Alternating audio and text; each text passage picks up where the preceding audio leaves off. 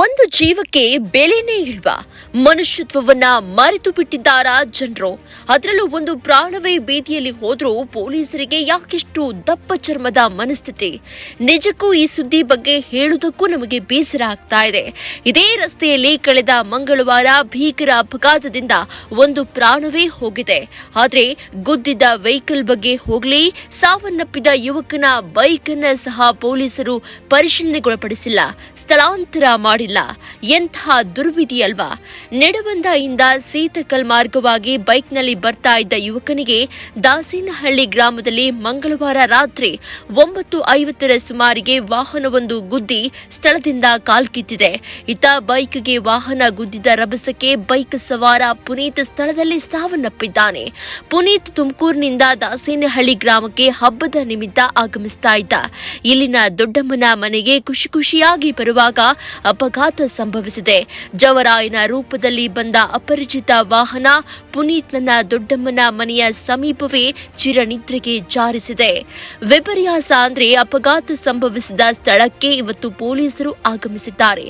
ಈಗ ಬಂದು ಸ್ಥಳ ಮಹಜರಿಗೆ ಮುಂದಾಗಿದ್ದಾರೆ.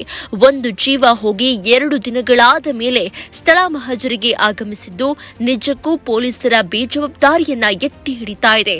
ಸಾಲದಕ್ಕೆ ಅಪಘಾತಕ್ಕೀಡಾದ ಬೈಕ್ 2 ದಿನಗಳಿಂದ ರಸ್ತೆ ಬದಿಯೇ ಬಿದ್ದಿತ್ತು. ಈಗ ಇದನ್ನ ಡಾಬಸ್ಪೇಟೆ ಪೊಲೀಸ್ ಠಾಣೆಗೆ ಶಿಫ್ಟ್ ಮಾಡಲಾಗಿದೆ. ಅಲ್ಲ ಸ್ವಾಮಿ, ಈ ಅಪಘಾತವಾದ ವೆಹಿಕಲ್ ರಸ್ತೆ ಮಧ್ಯೆಯೇ 2 ದಿನಗಳಿತ್ತಲ್ಲ, ಇದರಿಂದ ಬೇರೆ ಅಪಘಾತ ಸಂಭವಿಸಿದ್ರೆ ಯಾರು ಹೊಣೆ? ನಿಜಕ್ಕೂ ಇದಕ್ಕೆ ಸಂಬಂಧಪಟ್ಟ ಅಧಿಕಾರಿಗಳು ಉತ್ತರ ನೀಡಬೇಕಿದೆ. ಇನ್ನ ಬೈಕ್ಗೆ ಡಿಕ್ಕಿ ಹೊಡೆದ ವಾಹನದ ಸುಳಿವೇ ಇನ್ನೂ ಸಿಕ್ಕಿಲ್ಲ.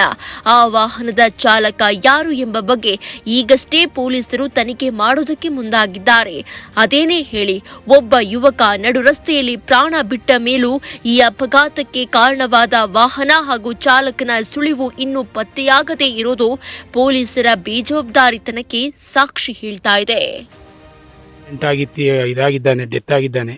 ಅವನ ಬೈಕ್ ಇನ್ನ ಇಲ್ಲೇ ಬಿದ್ದಿದೆ. ಇದಕ್ಕೆ ಬಂದು ಯಾರು ಇನ್ನ ಮಾಜೂರು ಮಾಡಿಲ್ಲ, ಏನೂ ಇಲ್ಲ. ಕೇಳೋರು ಯಾರು ಒಬ್ರು ಇಲ್ಲೇ ಯಾರು ಇದೇ ಇಲ್ಲ. ಅಮ್ಮ ಇಲ್ಲಿ ಬಂದಿದ್ದ ಇದು ರೋಡು ಇದು ಸರಿ ಇಲ್ಲ.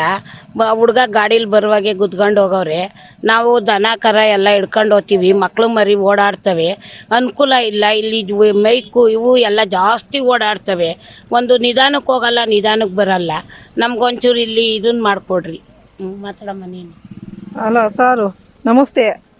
ಹಿಂಗೆ ಬೈಕು ಜಾಸ್ತಿ ಓಡಾಡ್ತಾ ಇದ್ದಾವೆ, ಟಿಪ್ಪರ್ ಲಾರಿಗಳು ಓಡಾಡ್ತಾ ಇದ್ದಾವೆ ಜಾಸ್ತಿ, ಮಕ್ಕಳು ಮರಿ ಎಲ್ಲ ಓಡಾಡ್ತಾ ಇರ್ತವೆ, ದನ ಕರ ಎಲ್ಲ ತೊಂದರೆ. ಅಡ್ಡ ಬಂದರೆ ಯಾರನ್ನ ನಾವು ಕೇಳಿ ಇದು ಮಾಡೋಣ? ನಾವು ವ್ಯಕ್ತಿಗಳು ಕಳ್ಕೊಂಡ್ರೆ ಆಮೇಲೆ ಏನು ಮಾಡೋಣ ಸರ್? ಅದಕ್ಕೋಸ್ಕರ ನಾವು ಇವೆಲ್ಲ ಕೇಳ್ಕೊತಾ ಇದ್ದೀವಿ.